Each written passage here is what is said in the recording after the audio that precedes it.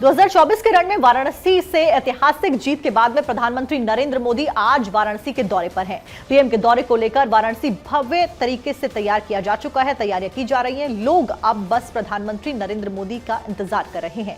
वाराणसी के लोग पीएम मोदी की एक झलक पाने के लिए आतुर हैं। आपको बता दें कि पीएम मोदी सबसे पहले मेहंदीपुर गांव पहुंचेंगे, जहां पर वो किसान सम्मान सम्मेलन में शिरकत करने जा रहे हैं और किसान सम्मान निधि की 17वीं किस्त पीएम के द्वारा जारी की जाएगी।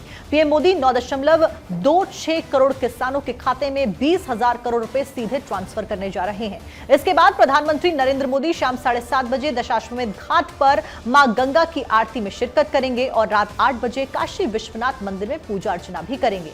आपको यह भी बता दें कि तीसरी बार सत्ता की बागडोर संभालने के बाद में 16 घंटे बाद पीएम नरेंद्र मोदी ने किसानों का सम्मान किया और यहां पर उनकी फाइल को साइन भी पीएम के द्वारा किया गया था, जो कि उनका पहला सिग्नेचर था कार्यभार संभालने के बाद में।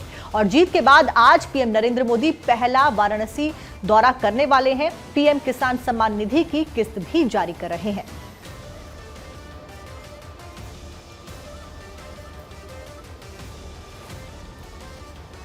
तो देखिए, प्रधानमंत्री नरेंद्र मोदी आज काशी में मौजूद रहने वाले हैं, गंगा आरती में शामिल होंगे। साथ साथ में किसानों के लिए 17वीं किस्त किसान सम्मान निधि की उनके द्वारा जारी की जाएगी। उससे पहले तमाम तैयारियां कर ली जा चुकी हैं। केंद्रीय मंत्री शिवराज सिंह चौहान भी फिलहाल काशी में पहुंच चुके हैं। कुछ देर पहले उनके द्वारा पूजा अर्चना की जा रही थी और कुछ समय के बाद में प्रधानमंत्री नरेंद्र मोदी भी काशी में मौजूद होंगे।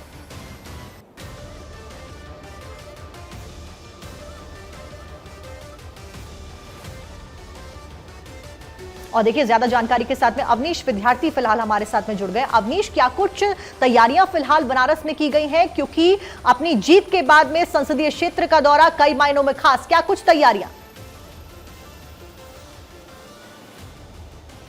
ये बिल्कुल खास होता है और जीत अब तीसरी जीत है प्रधानमंत्री की काशी के सांसद के तौर पर भी, और वो देश के प्रधानमंत्री के तौर पर भी तीसरी बार प्रधानमंत्री कुर्सी पर विराजमान हुए। और उसके बाद पहली यात्रा है उनकी काशी की।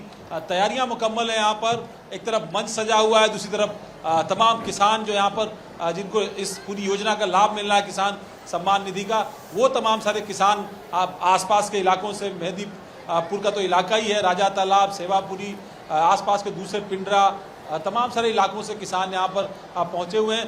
देश भर से उन किसानों को भी बुलाया गया है जिनको सिंबॉलिक तौर पर प्रधानमंत्री यहाँ पर सम्मानित करेंगे। मंच जो तैयार किया गया है, यहाँ से ठीक मेरी दाहिनी तरफ इस मंच पर अब से थोड़ी देर बाद प्रधानमंत्री नरेंद्र मोदी होंगे।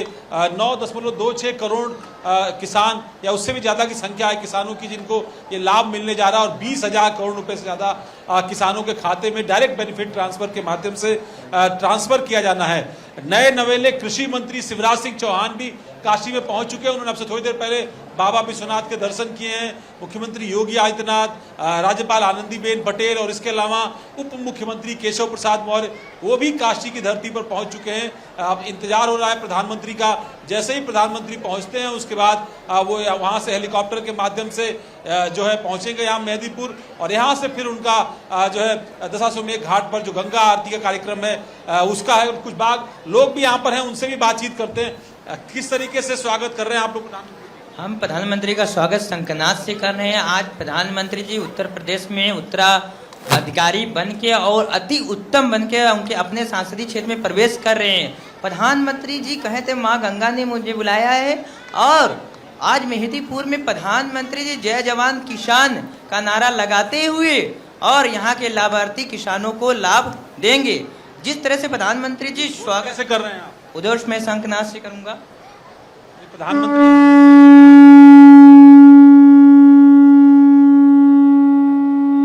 भी यहाँ पर इसी तरीके से शुरू हो चुका है। प्रधानमंत्री के स्वागत में इसी तरह से अलग अलग जगहों पर अलग अलग तैयारियां हैं। किस तरह से देख रहे हैं आप प्रधानमंत्री के इस दौरे?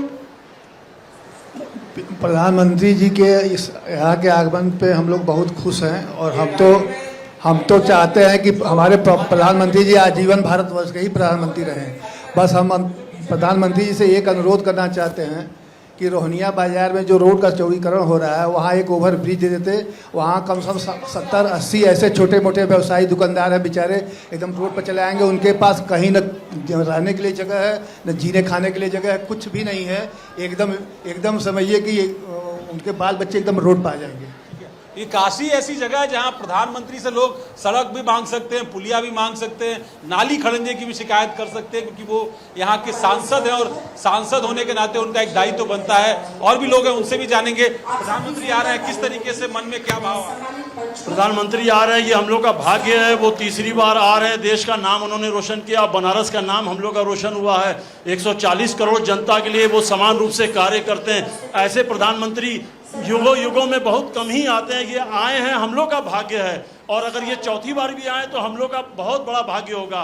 देश के लिए हमको ऐसे ही आदमी की जरूरत है कि हमारा देश पूरे विश्व में नाम आज के समय में आप देखिए ना, कितना विश्व में भारत का नाम रोशन इन्होंने किया है। कैसे स्वागत कर रहे हैं आज प्रधानमंत्री का? आप लोग पहली बार सांसद बन के तीसरी बार वो यहाँ पे आ रहे हैं। बड़ी खुशी है हमें कि तीसरी बार वो बनारस के सांसद बने और बहुत ही भव्य स्वागत है। आप ये भीड़ से देख सकते हैं, ये भीड़ जितनी भी है ये सब आई हुई है, सब प्रधानमंत्री की। महिलाओं की तादाद आप देखिए कितनी बड़ी संख्या है।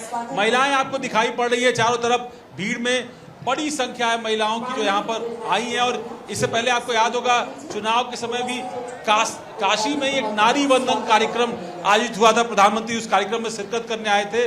खास फोकस है उनका, उनकी योजनाओं का भी लाभ है, उसका जो सेंट्रल पॉइंट है वो बड़ी संख्या में महिलाएं ही हैं। और शायद इसीलिए आज उनको सुनने के लिए, इस कार्यक्रम में भाग लेने के लिए बड़ी संख्या में जो लाभार्थी आए हैं उनमें भी महिलाओं की संख्या सबसे ज्यादा है। जी अवनीश, बीजेपी के लिए कुछ चुनौतियां थी पूर्वांचल में, और किसान तबका ऐसा है जिसमें हर जाति के लोग रहते हैं। उन किसानों को साधा कैसे जा रहा है? भविष्य की तैयारी, चाहे 2027 की बात की जाए, आगे अगले लोकसभा चुनाव को भी बीजेपी चाहेगी कि अभी से साधा जाए, ये कैसे किया जा रहा है?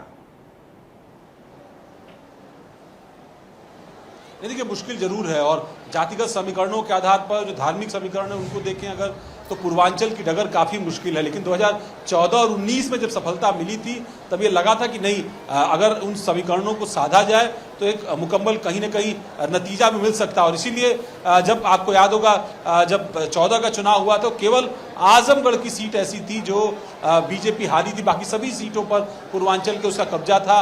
दूसरी तरफ अगर बात करें 19 की, तो 19 में सपा बसपा का गठबंधन था, लिहाजा कुछ सीटें प्रभावित हुई थी उसमें, चाहे आप आजमगढ़ की बात कर लें या फिर लालगंज की सीट हो। इसके अलावा अगर आप दूर जाए, घोसी की सीट थी, जौनपुर की सीट थी, ये सारी सीटें प्रभावित हुई थी पूर्वांचल में। इसके अलावा ज़्यादातर लोकसभा सीटों पर बीजेपी का कब्जा फिर भी था। लेकिन इस बार के चुनाव में जातिगत समीकरणों ने खेल किया, धार्मिक समीकरणों ने खेल किया, और कहीं ना कहीं जो सांसद थे उनके प्रति भी जो नाराजगी थी वो भारी पड़ी पार्टी को, बीजेपी को, और वो एक मुश्किल घड़ी जरूर थी। इसीलिए पिछले 4 चुनाव में पहली बार ऐसा हुआ है कि बीजेपी पिछड़ी है। ऐसे में 2027 से पहले उन तमाम समीकरणों को साध, बिल्कुल उन समीकरणों को साधा जाएगा। यहाँ से तमाम जानकारी के लिए, तस्वीर दिखाने के लिए अवनीश बहुत शुक्रिया।